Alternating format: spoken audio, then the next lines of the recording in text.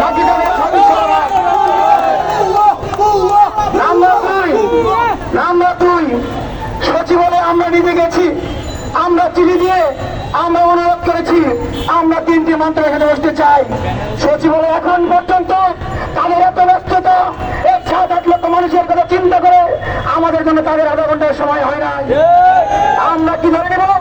সচিবালয়ের বিমুখে যাত্রা না করলে, সচিবালয়ের অবস্থান না করলে, সচিবালয়ের দিকে যদি আমরা কর্মসূচি ঘোষণা না করি, তাহলে কি আপনারা আমাদের ব্যাপারে আমলে নেবেন না?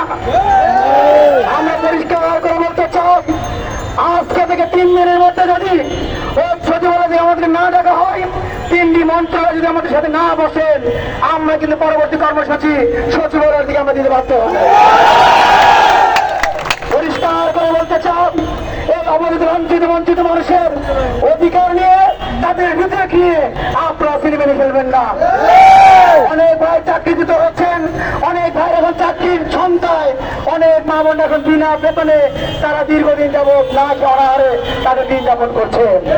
পরিষ্কার করে বলতে চাই, আমাদের চাওয়া খুব সামান্য, চাওয়া একটা, আমরা কোনো ঠিকাদারের মাধ্যমে থাকতে চাই না।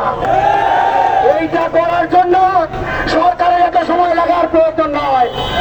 আমরা মনে করছি সরকারের আমলাতান্ত্রিক জটিলতা ভাঙার জন্য আমাদেরকে পরবর্তী কর্মসূচি হয়তো যমুনা, নয়তো শাহবাগ, নয়তো সচিবালয় অনুমতি দিতে হবে।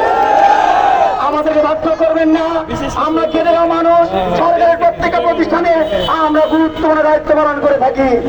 আপনারা যদি আমাদেরকে বাধ্য করেন, তাহলে কিন্তু আমরা পরবর্তী কর্মসূচি, এরকম কঠোর কর্মসূচি আমরা দিতে বাধ্য হব। ধন্যবাদ জানাচ্ছি সকলকে। এই পর্যায়ে বক্তব্য রাখবেন বাংলাদেশের সর্ববৃহৎ সংগঠন শ্রমিক কর্মচারী ঐক্য পরিষদের যুগ্ম সমন্বয়কারী আমাদের সকলের প্রিয় আব্দুল কাদের হাওলাদার ভাই।